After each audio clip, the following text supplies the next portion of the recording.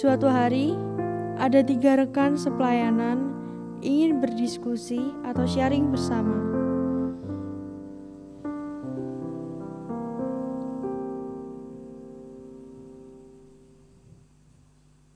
Halo semuanya. Halo. Apa kabar nih? Puji Tuhan. Puji Tuhan, sehat semua? Sehat. Puji Tuhan. Oh, sehat dong, harus sehat dong. Gitu ya. Saling doa, saling jaga. Betul, baru kondisi kayak gini, situasi kayak gini kita harus selalu jaga kesehatan ya guys ya. Oke. Ada yang penting nih. Apa tuh? Ini kita nggak kerasa udah mau masuk masa prapaskah di bulan Maret. Oh iya. Iya, diawali dengan besok tanggal 2 nih. Ada abu-abu. Mie dioles-oles dia. Yang salib di kepala, di Di dahi. jidat. Ya bener deh. Iya kan. Nah, ini kalau kalau ngomongin masa prapaskah sampai pekan suci, tahu kan pekan suci? Pekan suci itu Apa Febri tahu ada nggak pekan suci apa aja? Kamis Putih, Ya betul. terus Jumat Agung, Ya betul. terus Sabtu Sunyi. Sabtu sunyi, terus yang terakhir? Terakhir apa ya? Apa sih Mbak Dep? Minggu Paskah. Oh iya, Paskah. Minggu Paskah. Momen. Merah kok lupa. lupa. Jadi kalau ngomongin itu keinget nih atau kita diingatkan kalau kan momennya banyak toh.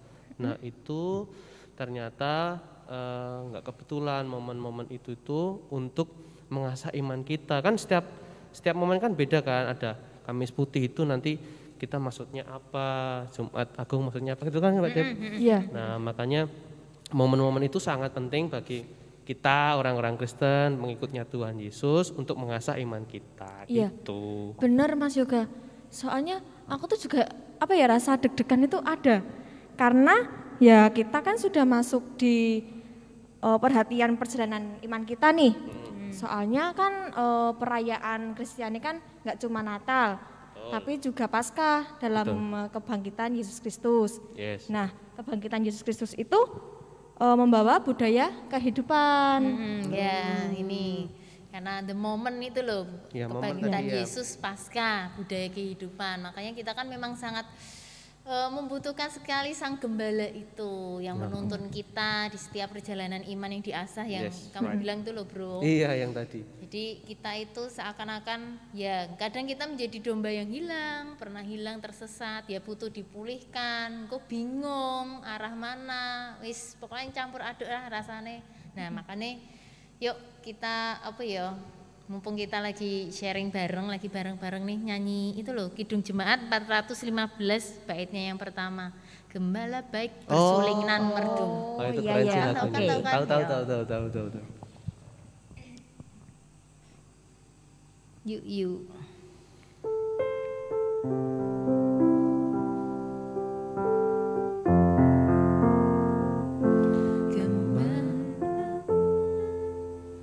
Bersuling nan merdu membimbing aku pada air tenang dan memberikan aku berteduh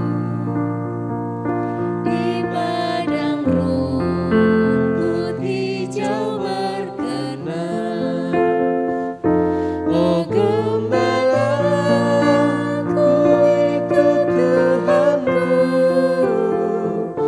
membuat aku tentram hati,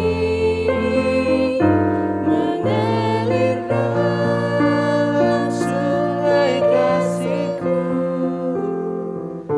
kuasa damai terang bening. Wah lagunya itu syahdu bener emang sih. Syahdu. Dalam Banget ya. Kayak nyanyi itu sambil kayak di pantai gitu loh, sambil teduh gitu loh. Dan dari liriknya itu kayak ya benar-benar menguatkan gitu sih. Tapi kalau mengingat Paskah itu kan pas mengingat ini ya penderitaan, kematian dan kebangkitan Tuhan Yesus. Begitu ngeri gitu sih aku kalau lihatnya kan. Kalau dulu di film apa itu namanya, itu kan benar-benar Tuhan Yesus tuh menderita ya, dipukulin, dihina, dihukum sampai benar-benar nggak cuma satu orang ya, banyak orang di sana itu ikut apa ya istilahnya ikut menghukum lah secara bareng-bareng ya, nih ya. bareng-bareng gitu. Dan di situ kalau nggak salah itu apa ya ada budaya namanya budaya kematian, tahu nggak budaya kematian? Budaya kematian ki apa berarti? Jadi kasarannya ya mudahnya itu kalau ada orang dihukum dan masyarakat di sekitarnya itu justru seneng melihat orang dihukum. Kekerasan ya, Bu ya? Iya, kekerasan gitu. Seneng kalau orang dihukum terus dipukuli gitu, malah masyarakatnya seneng. Dan justru masyarakat di sana waktu itu senang sekali dengan budaya yang seperti itu gitu loh. Dan ketika penyaliban Tuhan Yesus itu nggak cuma 1-2 orang loh yang berperan, banyak orang yang terlibat di sana. Ada yang dari tokoh agama, ada yang dari tokoh masyarakat, ada yang dari tokoh hukum, ada yang dari tokoh politik waktu itu Romawi kalau nggak salah ya. Nah di situ tuh mereka mungkin sudah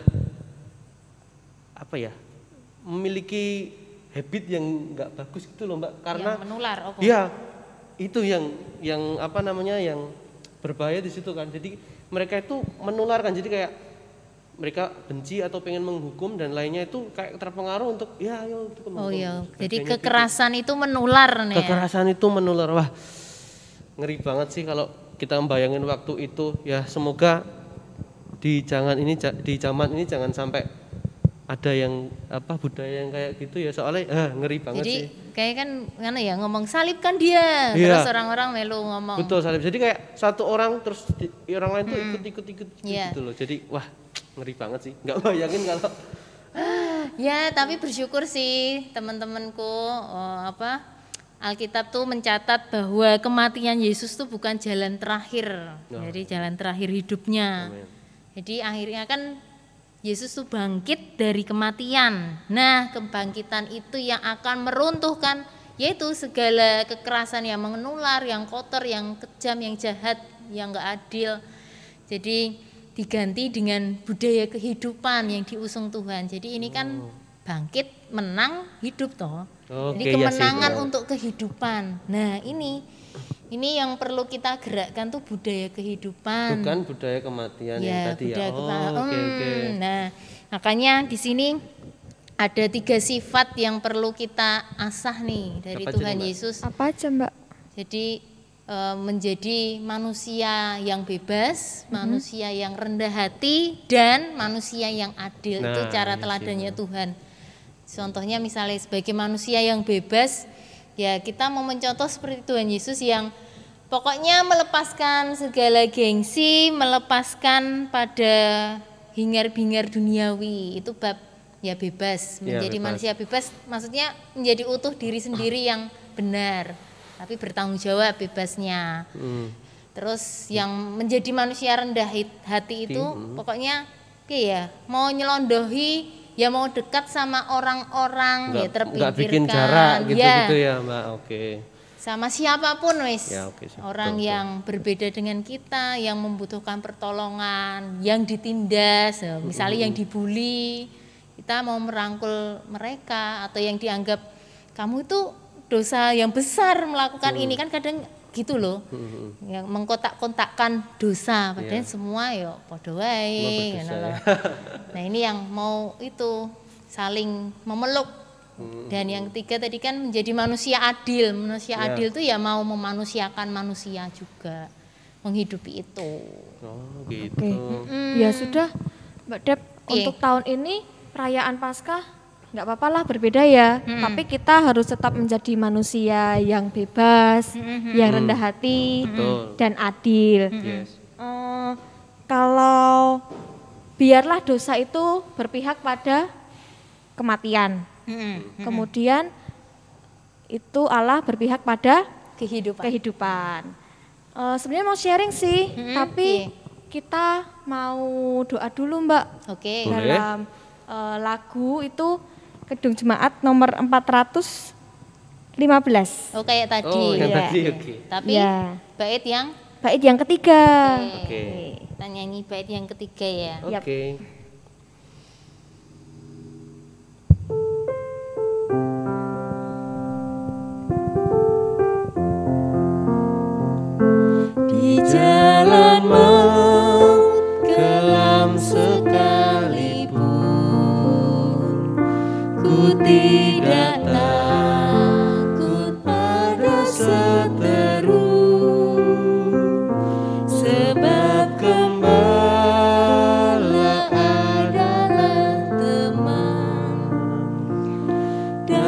Juru selamat bagi diriku, oh gembala ku itu Tuhanku,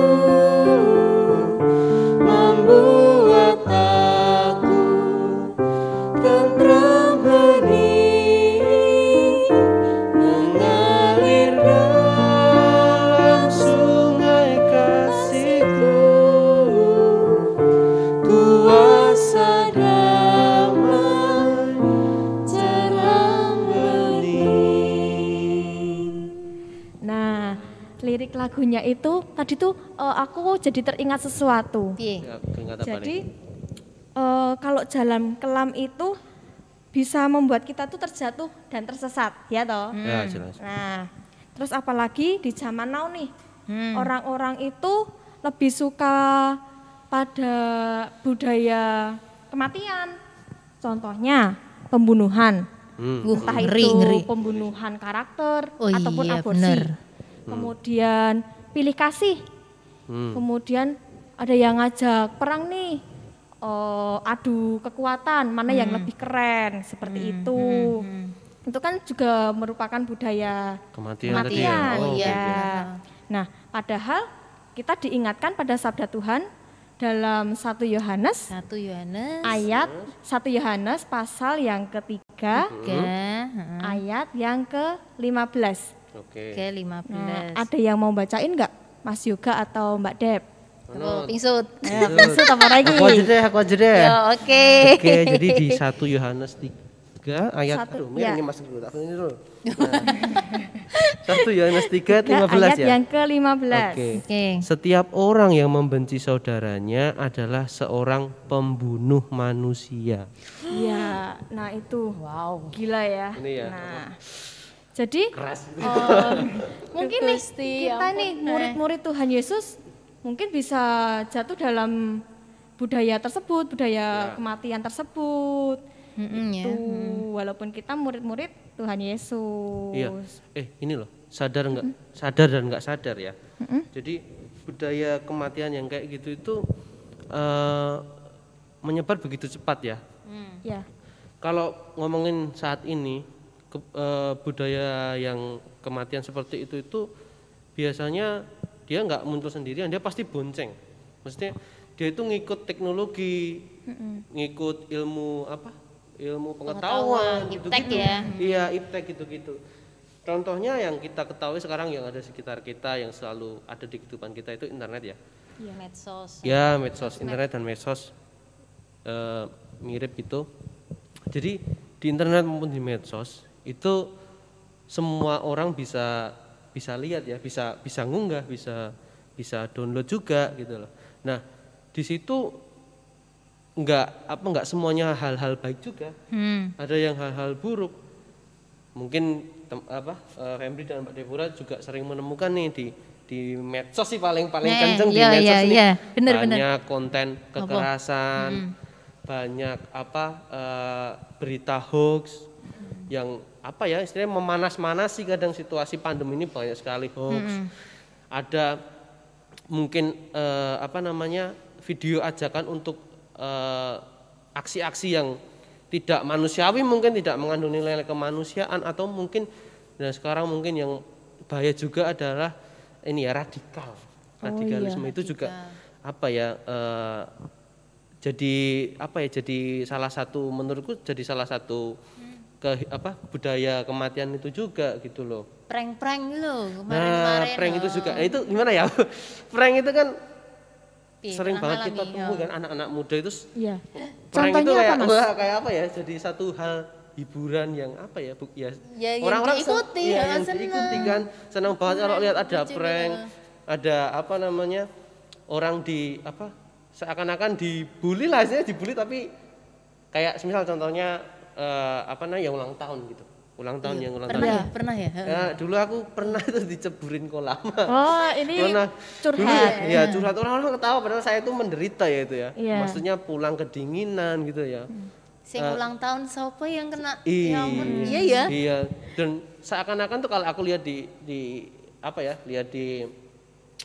medsos ataupun di internet itu kadang justru yang penontonnya itu sangat bahagia ketika orang yang di ini tuh semakin menderita itu semakin orang tuh ketawa gitu loh.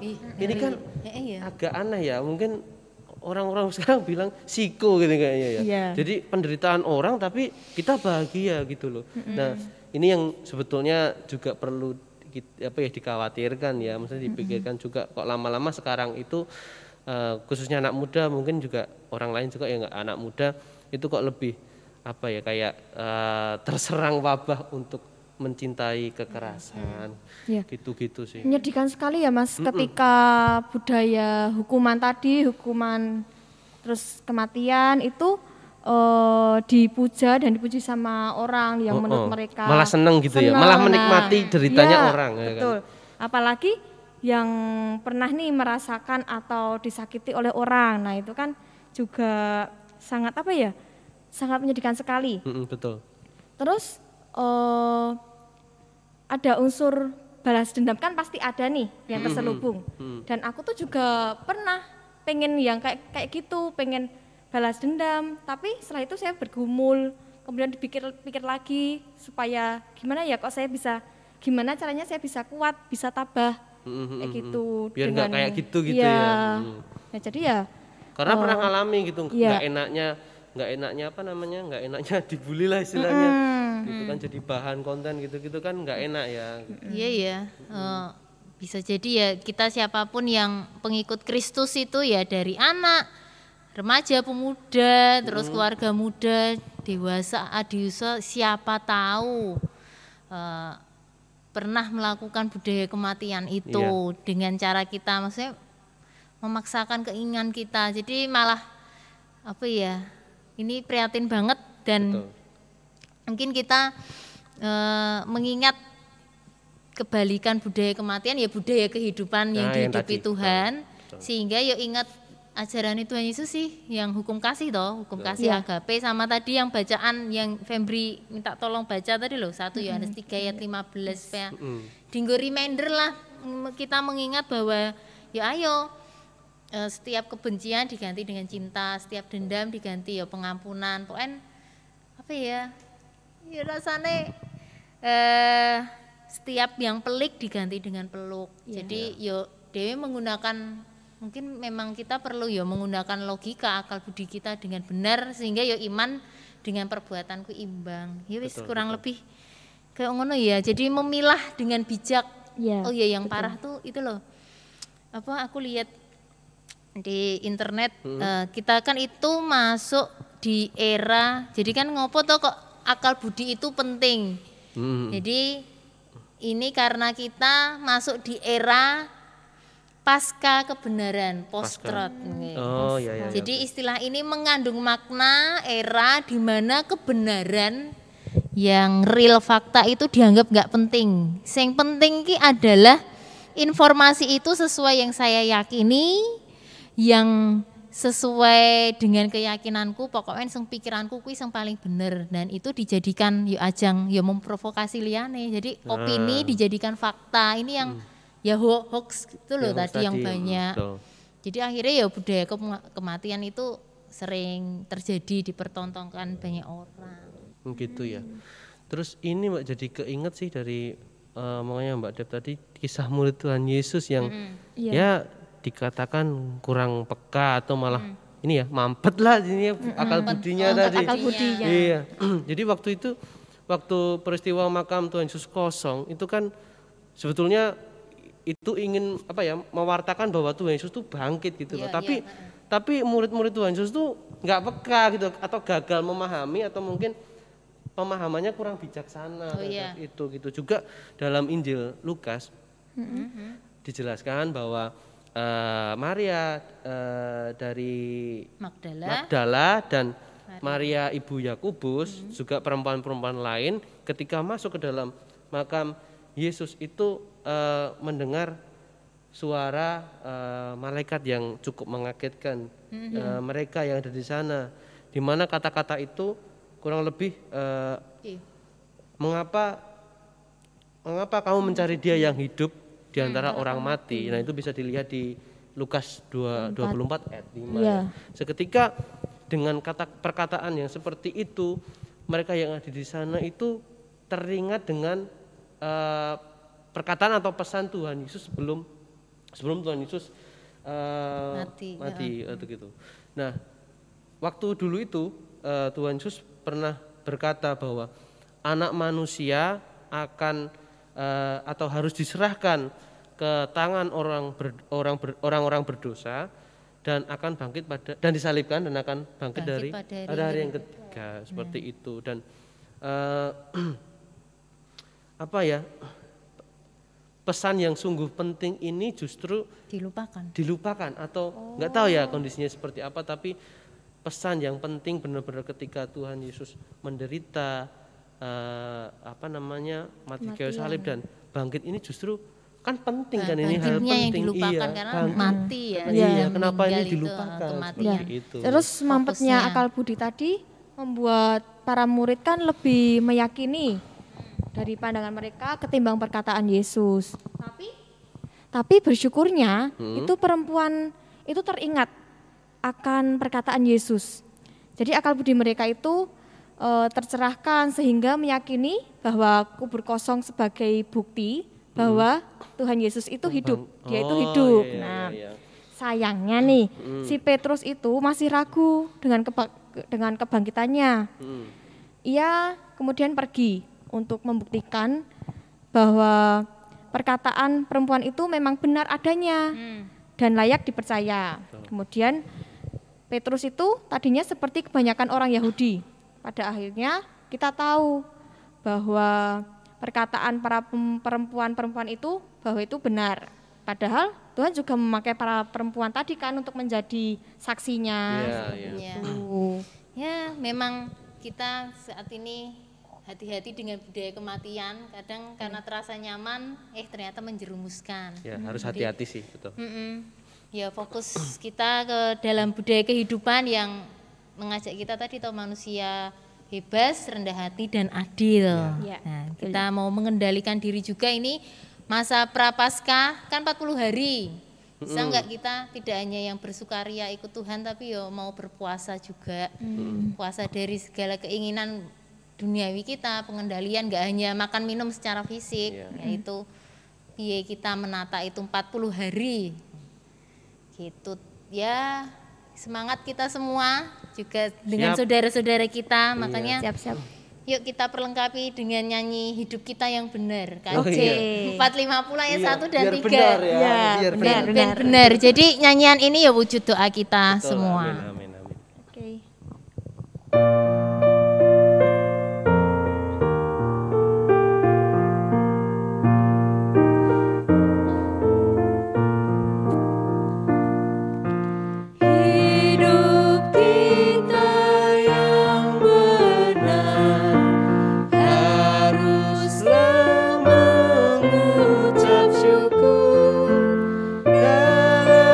Kristus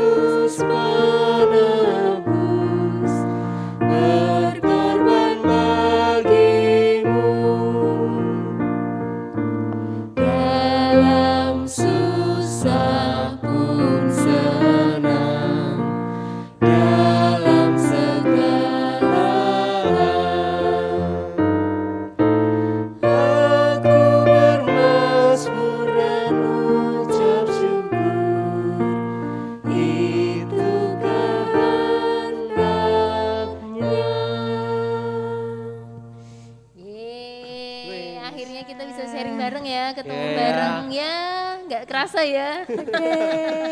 Besok harus Lumayan. diskusi lagi nih ya, Nah, sharing-sharing sharing lagi. lagi. Masa prapaskah ya menghidupi budaya kehidupan. Iya. Selamat bertumbuh kita.